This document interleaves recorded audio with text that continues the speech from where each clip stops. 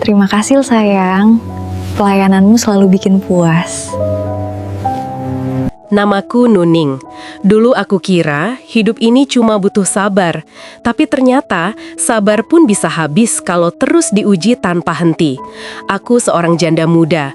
Suamiku meninggal 3 tahun lalu, meninggalkan aku dengan 1 anak laki-laki yang masih kecil. Sejak saat itu, aku seperti kehilangan arah. Tapi bukan cuma kehilangan suami yang membuatku rapuh. Yang paling menyakitkan adalah kehilangan kepercayaan orang-orang di sekitarku. Aku tinggal di sebuah desa kecil di Jawa Tengah. Di sana, kabar buruk bisa menyebar lebih cepat dari angin. Saat aku mulai berjualan gorengan di depan rumah dengan niat mencari nafkah halal, justru cibiran datang dari segala arah. Janda muda tuh, awas suamimu jangan sampai lewat situ. Pantes aja dia suka dandan sekarang, pasti ada maunya. Kalimat itu menusuk lebih tajam dari pisau. Setiap kali aku lewat di depan rumah tetangga, mereka pura-pura tak melihat, lalu berbisik pelan di belakangku. Aku tahu mereka sedang membicarakanku. Aku hanya ingin bekerja, aku hanya ingin bisa membeli susu buat anakku. Tapi dunia seperti tak mau memberiku ruang untuk bernafas. Setiap senyumku disalahartikan, setiap langkahku dihakimi. Pernah suatu kali, aku sedang mengantarkan gorengan ke warung depan. Seorang lelaki tetangga memanggilku ramah. "Nuning, mampir dulu, ada pesan gorengan." Aku mendekat dengan sopan, tapi tanpa aku sadari, istrinya sedang memperhatikan dari balik tirai.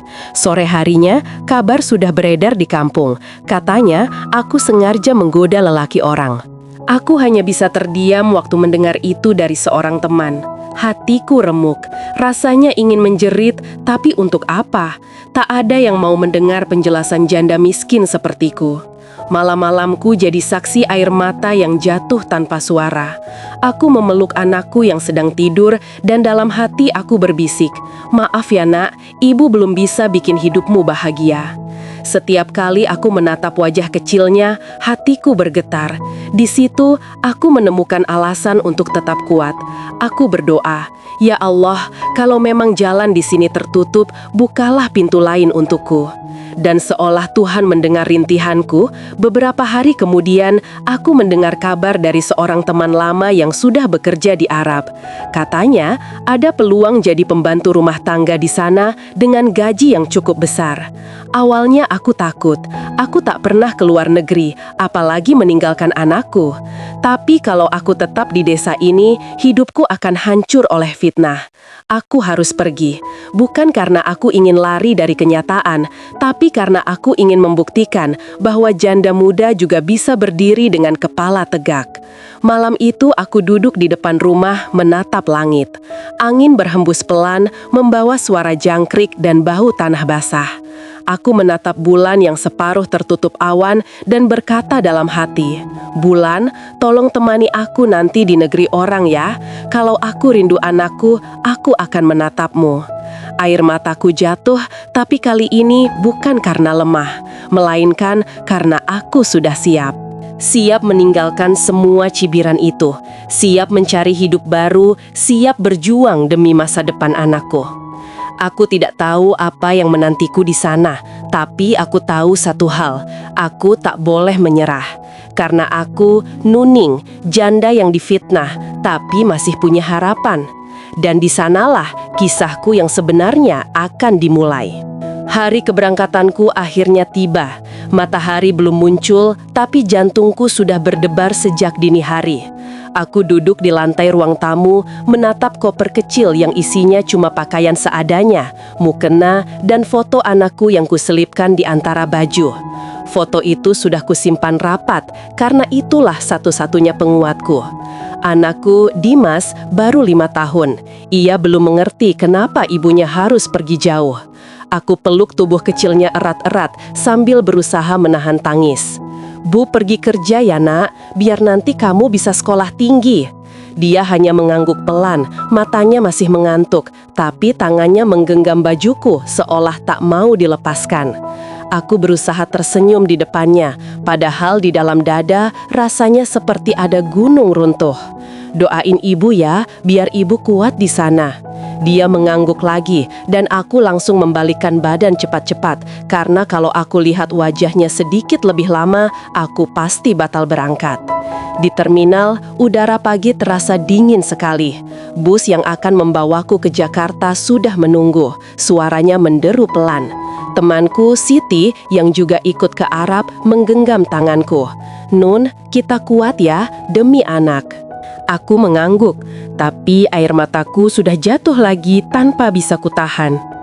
Sepanjang perjalanan ke bandara, pikiranku penuh kenangan. Rumah sederhana, suara ayam berkokok, bahkan cibiran para tetangga pun tiba-tiba terasa rindu. Mungkin karena aku sadar, aku benar-benar meninggalkan semuanya. Saat pesawat lepas landas, aku menatap jendela. Awan putih berarak pelan dan di bawah sana, tanah kelahiranku semakin mengecil. Selamat tinggal Dimas, selamat tinggal desaku. Semoga nanti kalau aku pulang, aku bukan lagi Nuning yang difitnah. Perjalanan panjang itu membuatku lelah, tapi rasa takut justru lebih besar. Aku tidak tahu akan menghadapi apa di negeri orang dengan bahasa yang berbeda, adat yang asing. Yang kupunya cuma keyakinan, Tuhan pasti menolong hamba yang tulus. Sesampainya di Arab, udara panas langsung menampar wajahku. Gurun terbentang sejauh mata memandang. Aku dijemput seorang lelaki usia sekitar 42 tahun, berpakaian rapi, wajahnya teduh tapi dingin. "Anta Nuning?" tanyanya dengan logat Arab yang kaku. Aku mengangguk gugup. "Ismi Farid," katanya memperkenalkan diri. "Enta khadimah fi baiti." Namanya Tuan Farid. Aku dibawa ke rumahnya yang besar tapi sunyi. Tak ada anak-anak, tak ada istri. Hanya suara langkah kaki dan detak jam di dinding. Hari pertama, aku bekerja dengan kikuk. Takut salah, takut dimarahi. Tapi anehnya, Tuan Farid tidak pernah meninggikan suara. Ia hanya bicara seperlunya. Kalau capek, istirahat. Tidak perlu terburu-buru, katanya suatu siang saat aku terlihat kelelahan. Aku kaget, majikan sebaik ini aku belum pernah dengar sebelumnya. Biasanya cerita TKW selalu tentang bentakan, kerja berlebihan, dan siksaan. Tapi di rumah ini aku justru merasa tenang. Malam-malam pertama aku sulit tidur.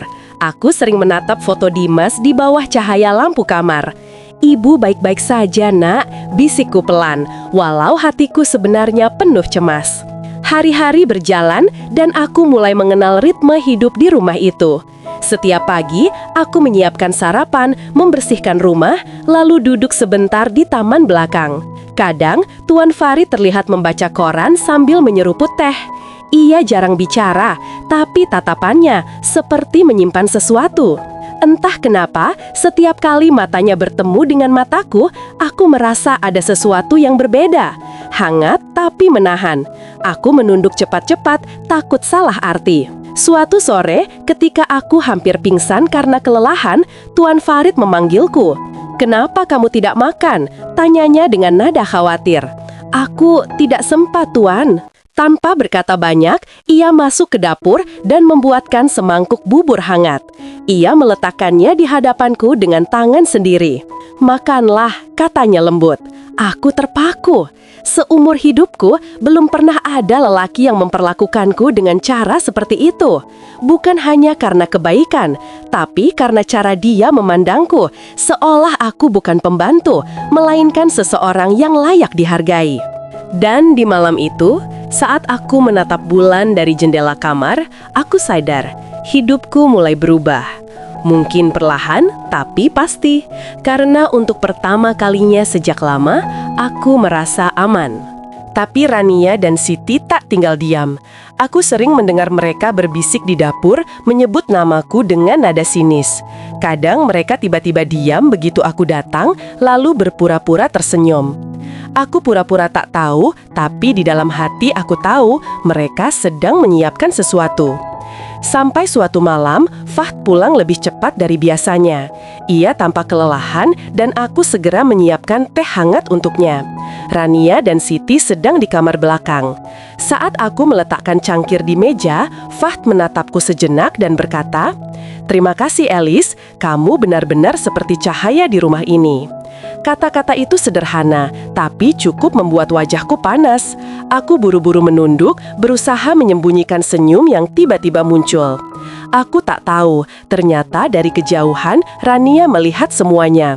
Dan dari situlah fitnah kedua itu bermula. Keesokan paginya, suasana rumah berubah lagi. Rania mendekati istri pertama Fahd yang kebetulan datang menjenguk anaknya. Dengan wajah berpura-pura prihatin, ia berkata pelan tapi cukup keras untuk terdengar. "Kasihan ibu, sepertinya Tuan Fahd sudah jatuh cinta sama pembantunya." Kabar itu cepat menyebar. Dalam waktu sehari, hampir semua orang di rumah tahu. Beberapa pelayan bahkan berani menatapku dengan pandangan curiga, seolah aku wanita murahan yang menggoda majikan sendiri. Malamnya, Fahd memanggilku ke ruang tamu, wajahnya tegang. "Elis, aku dengar banyak omongan tentang kita," katanya pelan. Aku tercekat. "Omongan apa, Tuan?" Katanya, "Aku jatuh cinta padamu." Aku menunduk, tak tahu harus menjawab apa. Aku memang menyayangi Fahd, tapi bukan karena ingin apa-apa. Aku hanya merasa nyaman, aman, sesuatu yang sudah lama tak kurasakan sejak suamiku meninggal. "Tuan, saya nggak pernah berniat menodai nama baik keluarga ini," kataku akhirnya dengan suara bergetar. "Kalau kehadiran saya membuat orang salah paham, lebih baik saya pergi." Fahd berdiri mendekat, menatapku dengan mata yang dalam. "Tidak, Elis, kamu tidak akan kemana-mana. Aku tahu siapa kamu." Nada suaranya membuat dadaku bergetar. Tapi sebelum aku sempat bicara lagi, Rania muncul di depan pintu.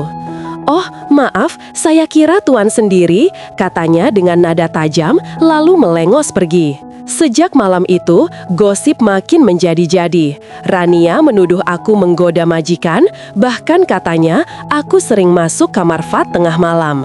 Semua fitnah itu menyebar sampai ke telinga istri pertama Fahd yang langsung marah besar. Ia datang ke rumah dengan wajah merah padam, menudingku di depan semua orang. "Perempuan kampung, berani-beraninya kau merebut suamiku," bentaknya. Aku gemetar. "Saya tidak, Bu. Demi Allah saya tidak."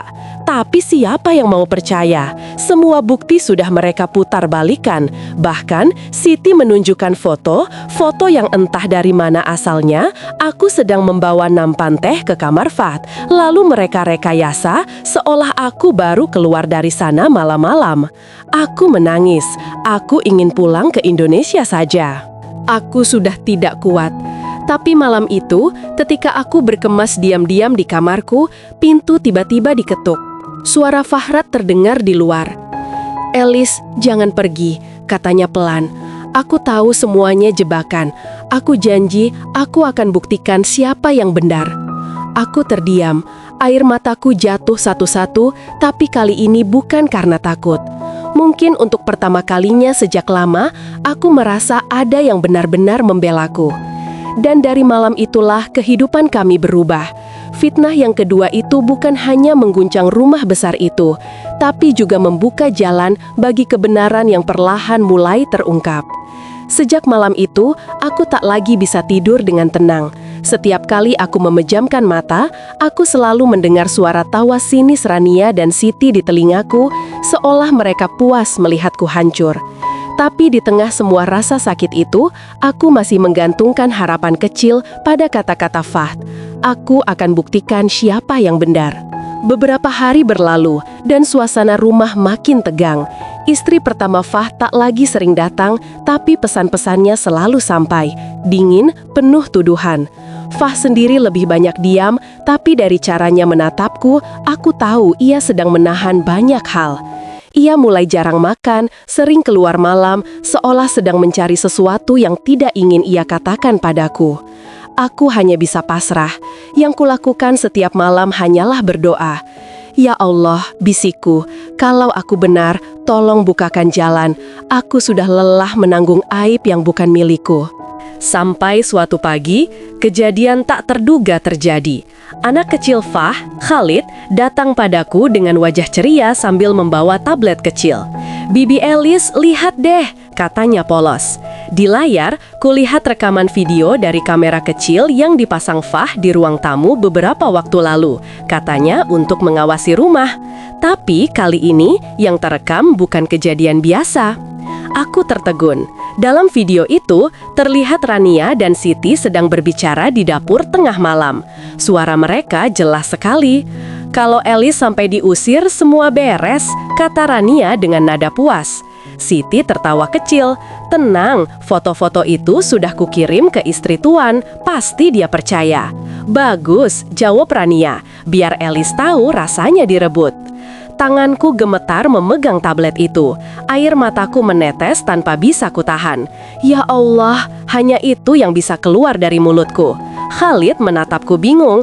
"Kenapa Bibi nangis?" tanyanya. Aku memeluk anak itu erat-erat.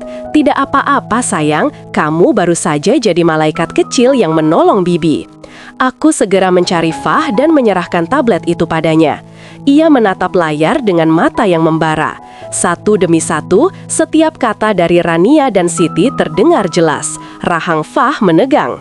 "Mereka memfitnahmu selama ini," katanya pelan tapi penuh kemarahan. Aku hanya menunduk, tak sanggup bicara. Sore itu, seluruh rumah seakan berguncang. Fah memanggil semua pembantu ke ruang tamu. Rania dan Siti berdiri dengan wajah gelisah, tak tahu apa yang akan terjadi. Lalu Fahad memutar video itu di depan semua orang. Suasana langsung membeku. Tak ada yang berani bicara. Rania berusaha menyangkal, tapi suaranya gemetar. "Itu bukan aku, Tuan. Itu hasil editan." Fahad menatapnya tajam. "Kau pikir aku tidak kenal suaramu sendiri?" Siti mencoba lari, tapi para penjaga rumah sudah berjaga di depan pintu. Semua terungkap hari itu juga. Betapa fitnah yang mereka ciptakan hanyalah karena iri. Mereka dipecat seketika dan diminta pergi malam itu juga. Aku hanya berdiri diam, tubuhku lemas karena campuran lega dan tak percaya. Setelah rumah kembali tenang, Fahad mendekat padaku. Untuk pertama kalinya sejak aku bekerja di sana, ia menatapku tanpa jarak. "Elis, aku minta maaf," katanya lirih. "Aku sudah menuduhmu, memandangmu rendah, padahal dari semua orang di rumah ini, hanya kamu yang paling tulus." Aku menunduk, air mata kembali jatuh. "Saya tidak pernah menyesal datang ke rumah ini, Tuan, tapi saya juga tidak berharap apa-apa. Cukup tahu bahwa kebenaran akhirnya datang, itu sudah lebih dari cukup." Fahad menggeleng perlahan. "Tidak, Elis, Tuhan tidak menyingkap kebenaran hanya untuk dibiarkan berlalu. Mungkin semua ini caranya menunjukkan siapa yang pantas di sisi kita." Aku terdiam. Kata-katanya membuat dadaku hangat, tapi aku masih takut berharap terlalu jauh. Namun malam itu, ketika aku berjalan ke kamar dan menatap langit dari jendela kecilku, aku tahu hidupku tak akan pernah sama lagi. Kebenaran sudah muncul, fitnah telah terbongkar.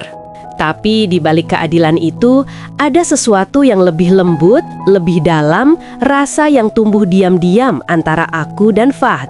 Dan aku tahu, cepat atau lambat, cinta itu akan menemukan jalannya sendiri. Setelah semua fitnah terbongkar, rumah itu terasa seperti baru disucikan dari kebencian. Tidak ada lagi bisikan-bisikan di dapur, tidak ada tatapan sinis setiap kali aku lewat. Hanya ada keheningan dan suara tawa kecil Khalid yang kembali memenuhi udara setiap pagi. Aku masih bekerja seperti biasa, tapi ada sesuatu yang berubah. Fah tidak lagi memanggilku dengan nada perintah. Setiap kali ia berbicara, ada kelembutan yang membuat jantungku berdebar. Kadang ia sengaja menemaniku di taman, hanya duduk diam sambil memandangi bunga melati yang dulu kutanam. Suatu sore, saat matahari mulai tenggelam, Fah datang menghampiriku dengan langkah pelan. Ia membawa nampan kecil berisi 2 cangkir teh. "Aku buat sendiri," katanya sambil tersenyum. Aku tertawa kecil. Itu pertama kalinya aku melihat majikan membuatkan teh untuk pembantunya. Kami duduk di bangku kayu, menikmati udara sore. Lama kami diam, sampai akhirnya Fahd berkata pelan, "Alice, kamu tahu kenapa aku tidak pernah benar-benar marah padamu?" Aku menggeleng, karena setiap kali aku melihatmu, aku seperti melihat ketulusan yang jarang kutemui di dunia ini. Aku menatapnya, tak tahu harus berkata apa. Ia melanjutkan, "Selama ini aku hanya tahu kehilangan dan kesepian. Tapi sejak kamu datang, rumah ini kembali punya cahaya. Dan aku kembali punya alasan untuk tersenyum." Hatiku bergetar. Aku menunduk, menatap cangkir di tanganku yang bergetar halus. "Tuan, saya ini cuma pembantu. Saya datang ke sini untuk bekerja, bukan untuk..." Fahd memotong lembut. "Untuk mencuri hatiku?" Ia tersenyum, tapi matanya serius. "Kamu tidak mencurinya, Alice. Kamu menenun cinta itu perlahan, dengan ketulusanmu." Air mataku jatuh begitu saja. Aku tak tahu bagaimana harus menjawab. Aku hanya tahu, untuk pertama kalinya dalam hidupku, seseorang melihatku bukan karena rupa atau status, tapi karena hati. Beberapa minggu kemudian, kabar mengejutkan datang. Fahd mendatangi agen tempat aku bekerja dan mengajukan surat resmi. Ia ingin menikahiku secara sah. Semua prosedur dijalankan dengan benar. Ia bahkan menghubungi keluargaku di kampung. Saat kabar itu sampai ke ibuku, beliau hanya menangis di telepon. "Nak, mungkin inilah cara Tuhan membalas kesabaranmu," katanya lirih. "Hari pernikahan kami sederhana, tak ada pesta mewah, hanya doa dan ucapan syukur." Aku mengenakan gaun putih polos dan Khalid berdiri di sampingku sambil menggenggam tanganku erat. Fahd menatapku dengan mata yang penuh haru. "Mulai hari ini, kamu bukan lagi pembantu di rumah ini, Alice. Kamu adalah rumah bagi hati kami." Aku tersenyum di tengah air mata. Semua penderitaan, semua fitnah, semua air mata yang dulu jatuh, kini terasa tak sia-sia. Waktu berlalu. Aku menjadi ibu sambung yang dicintai Khalid dan istri yang setia bagi Fahd. Setiap kali aku duduk di taman, menatap bunga melati yang kini bermekaran lebih indah dari sebelumnya, aku selalu berbisik dalam hati. Inilah arti cinta sejati, bukan yang datang karena harta atau rupa, tapi yang tumbuh dari luka dan ketulusan. Dan setiap kali aku melihat ke langit, aku hanya bisa berkata, "Terima kasih Tuhan, karena dari fitnah yang menyakitkan, Engkau memberi aku cinta yang abadi."